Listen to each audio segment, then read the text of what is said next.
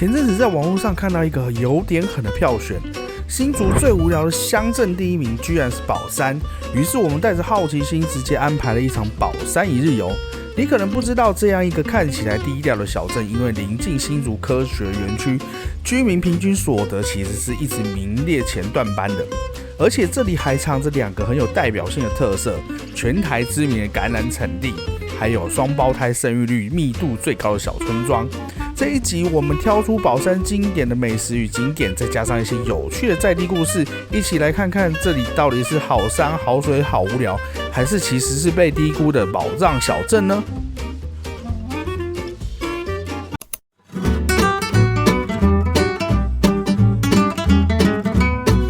今天天气好起来了，我们趁着好天气赶快出来郊游。那我们今天来到新竹的宝山这个地方呢，是比较有客家特色的地方，所以第一站我们就先来吃客家汤圆。这一家呢是阿婆大汤圆，它的特色呢就是大，非常的大。先带大家看一下它到底多大。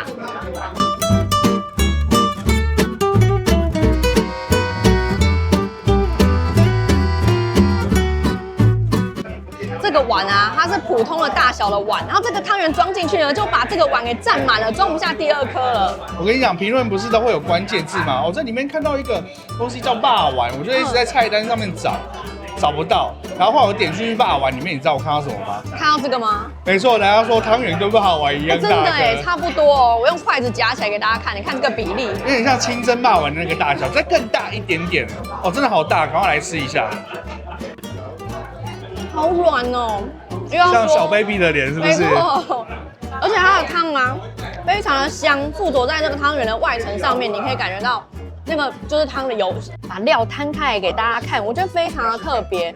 我们刚吃第1口的时候呢，觉得很像超阿贵的感觉，后来想想不对，更像客家菜包。那因为我们以往呢吃到客家汤圆的经验，里面都是包肉比较多，所以觉得它真的还蛮特别的。我觉得它泡在汤里吃跟拿出来吃感觉是完全不一样的。泡在汤里吃呢，就是客家汤圆。你第1口咬到外皮的时候，它吸附比较多的是汤汁的油香的气味。那你拿出来吃呢，真的就像客家菜包一样，一次呢可以吃到2种感觉。你看我们这锅汤这么大锅哦，它的汤圆呢其实是1颗1颗算的，我们点了4颗，总共是120块。那不管你点多少汤圆，得到的汤都是1锅，对我们来讲其实是蛮划算的。会不会有人说点1颗更划算？我建议大家点2颗，因为真的蛮好吃的。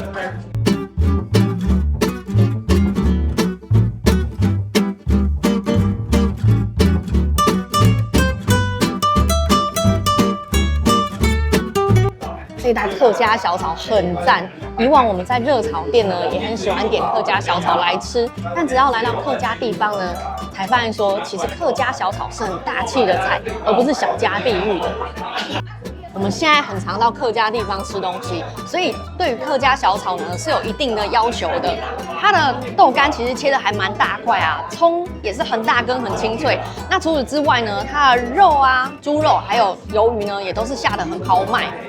所以我们一致都觉得这道客家小炒很好吃，完全呢就是符合我们对于客家小炒好吃的标准。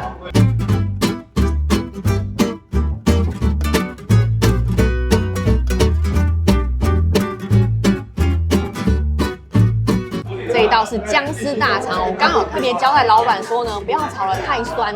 那上桌的时候，我发现它的配置啊还蛮特别的，里面有凤梨，那它稍微的去取代了一点本来在姜丝大肠里面的酸。大家都知道，如果我们点到姜丝大肠啊是太酸的时候啊，里面可能会加一些我们比较不想要知道的东西。那这样的配置呢还蛮特别的，就蛮好的。我跟你讲，它这一盘啊特别的干净。我第一就看他上菜来这一盘的时候，我想到4个字：白面书生。有没有？有没有？它很干净。它还有另外一个特别之处，就是它的姜丝比例并没有到非常的高，取而代之的是放了一些蒜片，这个是过往比较少看到的东西。它大肠的部分也处理得不错，没有腥味，口感蛮恰到好处的。这间的这个大肠非常的优秀。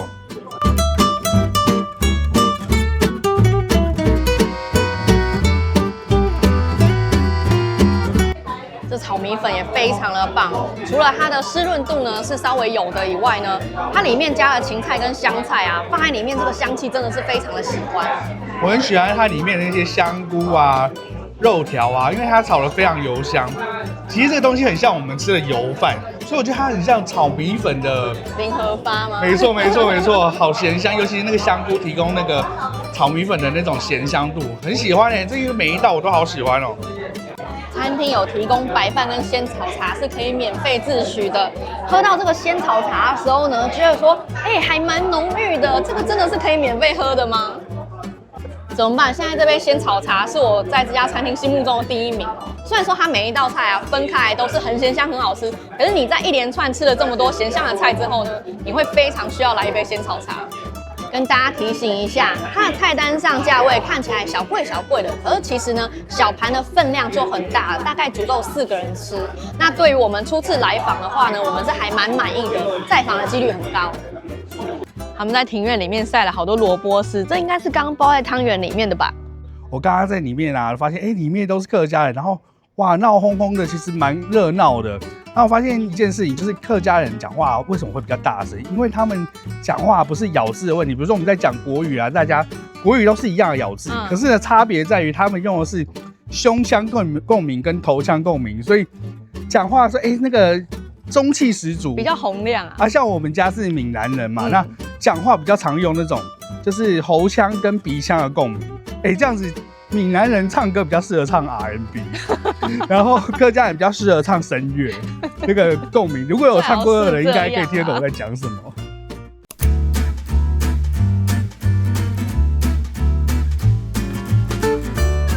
我们吃饱了，现在要去景区的路上，来到橄榄先生的门市。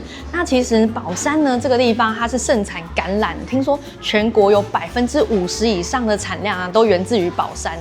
橄榄先生这个门市呢，它其实有点像是休息站的概念，你可以下来上个厕所啊，喝个茶，顺便逛一逛，买些伴手礼。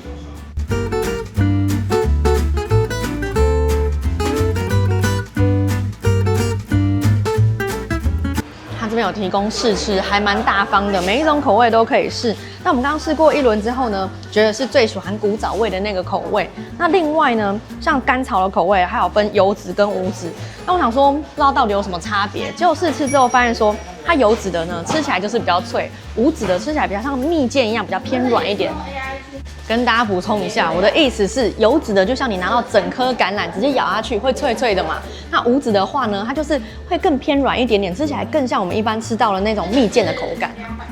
这边除了一般的橄榄蜜饯之外呢，还有很多其他相关的周边产品，比如说是橄榄油啊，然后还有一些保养品之类的东西。我刚好试用一下，它闻起来啊是一种很想要吃一下的味道。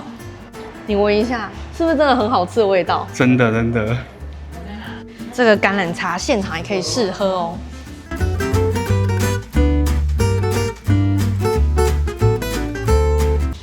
怎么样？好喝吗？它闻起来有烤番薯的味道，它喝起来有番薯的味道。你等我一下吧。好。它喝起来竟然有点像很淡的咖啡，闻着香甜，喝着有一种淡淡的苦涩。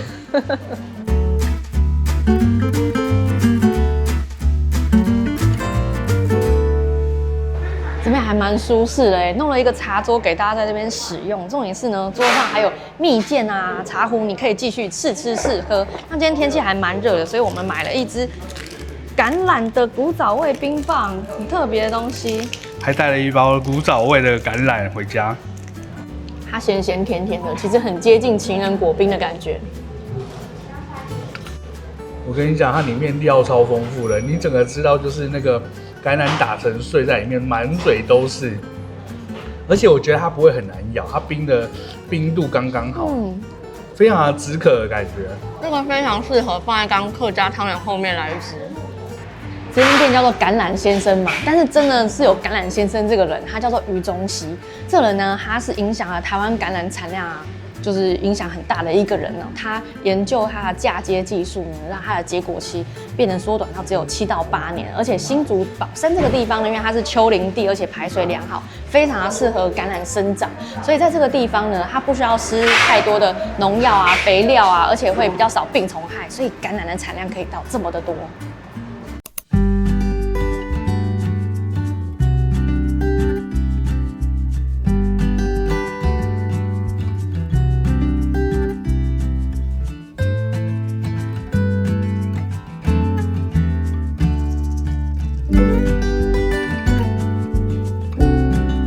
景点叫做宝山小西湖。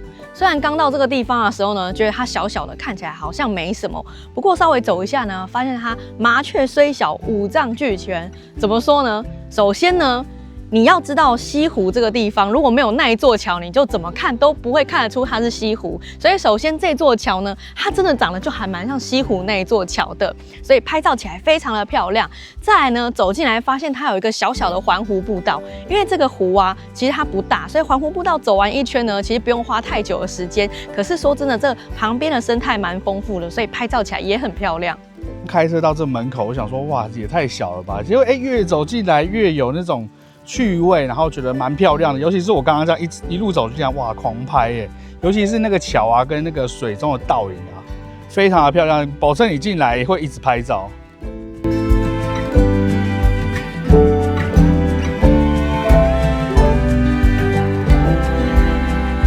像我觉得啊，像这种小小的景点啊，你反而可能会驻足的更久，因为你不赶路，然后你就慢慢走、慢慢晃，结果时间不知不觉就流逝了。这里的水质应该还不错，刚刚在水里面呢，有看到鱼、鸭子，还有乌龟，还有看到有一些人呢，他们非常的懂生活，拿着一个小小的露营桌摆起来，就在那里泡茶、泡咖啡了。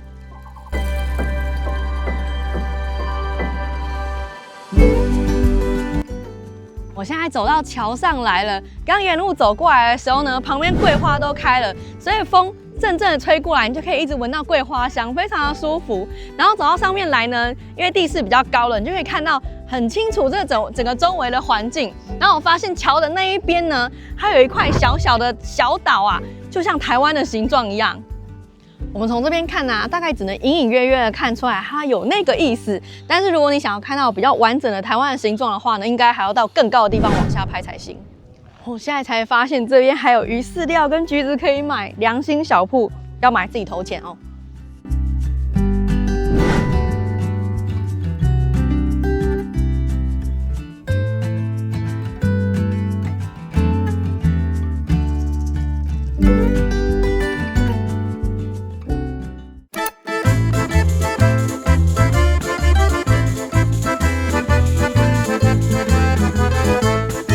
我们现在来到这个景点呢，叫做双胞胎井。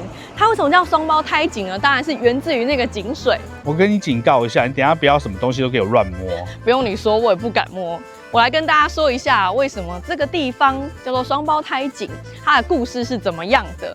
就是呢，听说在这个附近呢，它双胞胎的出生率呢是有比其他地方还要来得更高一些。那人家说是因为这边的风水还有井水的关系，所以有很多的妇女呢，她会特别来这边喝这个井水，然后求可以生双胞胎。听我这样说，大家可能会想说，只是巧合而已吧。可是呢，当时在这个附近一带啊，他们总人口呢只有60几户人家，可是却有20几对双胞胎，这个比例真的是非常高。那可能好吧，就基因的问题是不是？结果呢，从外地来了一对警察，他们呢也是生了双胞胎，这就不是当地的基因了吧？就不会有这个问题了吧？好，那可能又是巧合。结果有一年呢，他们道路拓宽，把这个井埋掉了。结果那一年呢，双胞胎的出生率变成只有2对而已。哈，这样不是巧合了吧？大家就相信了，应该是这个井水的关系，所以又再度的把那个井水呢给它挖开来了。结果挖开，你跟大家讲发生了什么事？就是变成现在这样啊，他们就弄了一个塑像，然后所以大家都来这边求双胞胎，而且很好玩哦，大家会带养乐多来这边祈福。那个资料我有看，他把它挖开了之后，那个双胞胎比例又上来了，所以这才是他最神的地方。照理说，以拍影片的角度，我会去叫你压那个水，但是我什么都不敢碰。不要碰，不要碰！真的，我们已经够对得起国家。如果你发现你想要对得起国家，要对不太起的话，那你就压吧，来压压水这样子。这边还提了一首长头诗，你看宝山双胞胎井传奇。我们刚刚在这边碰到观众，他说他就住在附近，所以我就跟他求证了一下，说是不是附近这一带啊，双胞胎真的特别多。然后他就这样没有吧？新竹就是比较多啊，因为都是做的啊。可以这样讲吗？可以就这样讲吗？我跟你讲，因为我很多同学都是竹科的，然后他们刚来的时候就想说，哇，怎么都没办法。然后开始变主管的时候，头比较空欲期。你好好说话哦。对，然后后来就还不错，生育率不错。其实这样讲的也蛮有道理的啦，因为你都要花那么多钱做人工了，那你当然要一次植入多一点，它的几率会比较高。然后所以他说那个很多双胞胎啊，它长得都不太像啊，因为就是异卵。好了，我希望这样子，我们没有要得罪大家的意思，但是就是说，大概就是一个这样的脉络。对，有一个趣闻，然后大家可以来看看。大家要注意那个告示哦，你有带养乐多来祈福的话，真的要记得带走，不然那个东西很容易臭掉。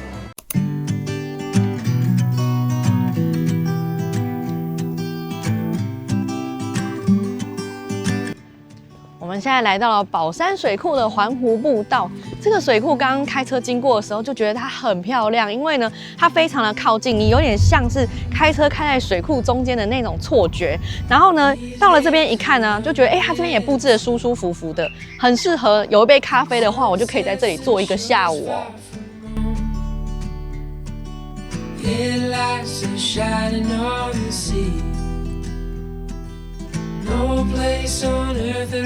这个步道很漂亮很像散步在湖畔的感觉。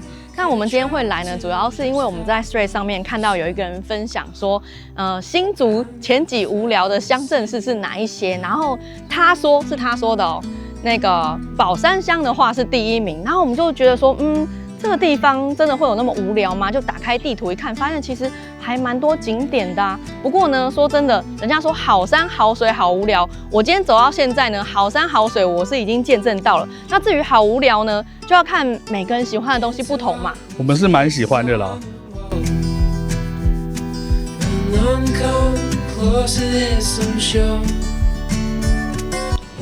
看那边拍照拍超久了。阳光出来了。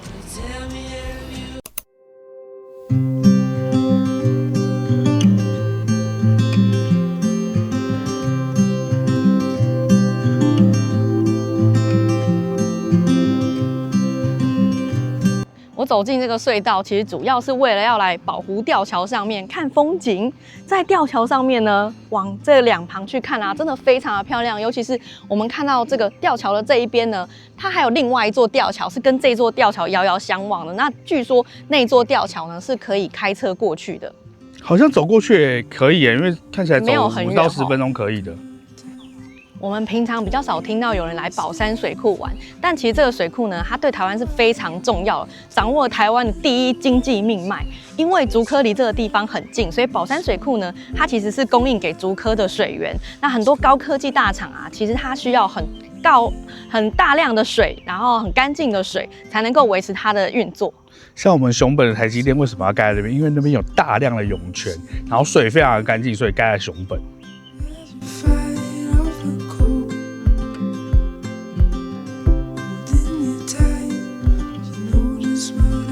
接近出入口这边呢，有一套课桌椅，放在这边是什么意思啊？森林小学是这样吗？有这个意思，我觉得。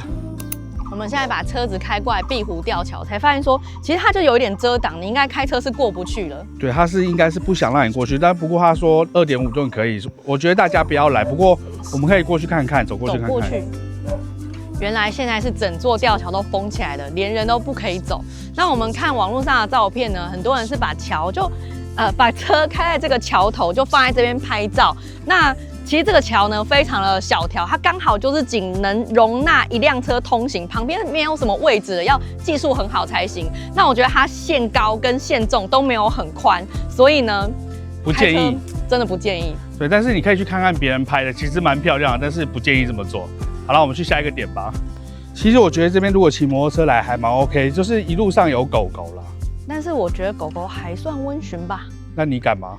我跟你讲，你敢说很温驯，你敢吗？我不敢。对啊，讲什么大话？可是我说真的，这个一路上呢，路也不大条，会车蛮难的，所以我也不建议开车进来。说真的。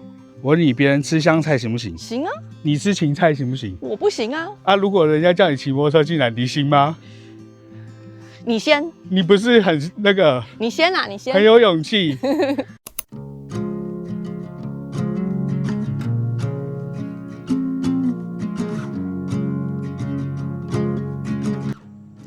现在来到宝二水库观景台，其实观景台是上面这一个，不过这边看过去呢也非常的漂亮。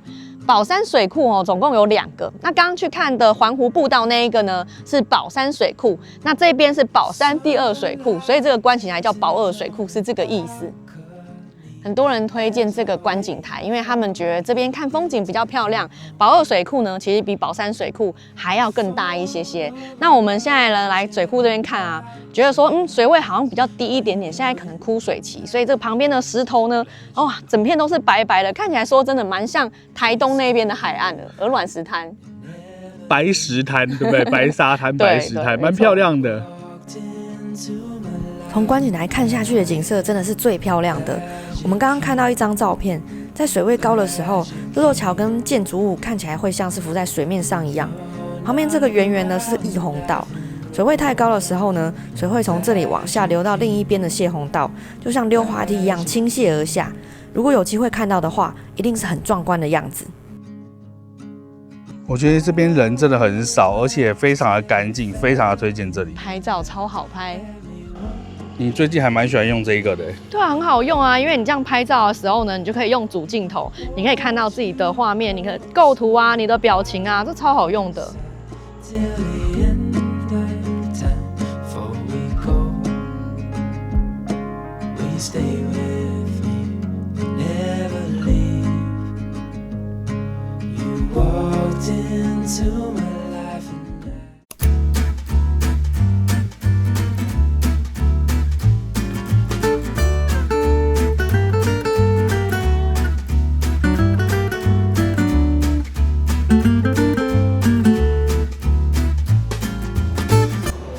晚餐来吃劲仔姜母鸭，因为今天呢，本来想说就从头到尾都吃客家菜，都来到客家地方了。可是呢，市区的2间客家菜今天都无预警的没有开，有一家跑去旅游了，应该是出国了吧？这一间它在 Google 的评价还蛮好的，我们问 GPT 呢，他也是推荐我们来这一间。看评论，大家也都说好吃。那重点我觉得我看到一个很酷的东西，就是他们里面有小朋友游戏室，这对我们来说是很棒的，有小孩不愧是竹科哈。而且大人聚餐它也其实有 KTV。重点它那个 KTV， 我刚刚看到有一个很酷的东西，就是你在看唱 KTV 的时候，里面有一个荧幕吧，然后你可以看着游戏室小孩在怎么玩，果然是竹科的地方。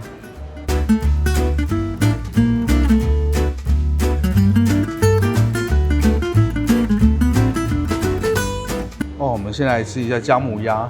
他说，如果姜味不够的话，你可以加姜，还蛮佛的哦。然后我们今天点的是700块的套餐，里面大概有哪些东西？等一下跟大家讲。刚刚先吃一口鸭肉，我觉得我这块还蛮柔软的，然后呢，它鸭肉味道也还蛮入味的，不需要蘸酱就已经很好吃了。我刚好我那一块非常硬，可是我觉得它的口味非常好，然后鸭肉的品质还蛮棒的。汤头我也很喜欢，姜味有够，可是喝起来不燥，然后再加上它也不会过咸，是一个可以蛮耐喝的汤头。不过越煮会越咸，不过他们会帮我们已经先都煮好了，所以其实咸度这样子我觉得很刚好。跟大家讲说，它这个700套餐里面有些什么金针菇、鸭血，然后还有米血、豆皮，还有鸭肉丸，然后还有还没下锅的鸭肠跟高丽菜。我刚刚吃的豆皮跟米血，它选用的料啊都还蛮不错的，品质很好。我觉得这间店有一点让我蛮喜欢，就是它的场地啊，或是餐具什么都非常干净，而且它用的是瓷碗。哇，这是在这种姜母鸭店算是少数哦。我刚刚在酱料区那边装豆腐乳酱起来的时候，哇，那个画面超诱人。那它装在一个陶瓮里面，一打开那个酱的香气扑鼻。那现在沾呢，它的真的是非常浓郁这个腐乳酱，可是比较咸了一点。可以来加那个面线里面之类的。可以哦。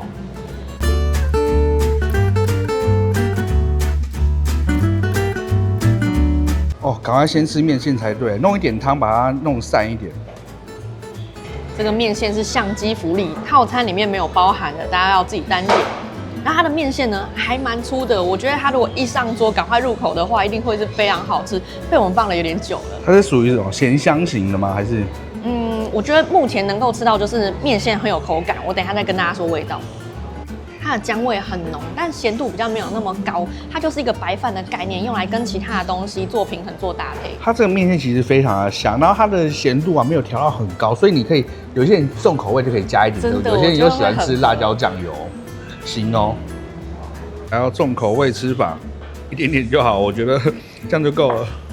这样真的很香，很好吃哎。虽然口味重，可是很爽。它的豆腐乳啊，那个豆味真的是非常的香浓的。我觉得豆腐乳就是，哇，用来加任何东西，它的豆腐乳很强哎，我觉得。我推荐你吃这个鸭丸，非常的好吃。不愧是新竹，一样就是那种新竹贡丸的那种脆，很香啊，肉汁在里面喷发。对啊，虽然是鸭肉，可是它也有那种贡丸的那种弹度哦。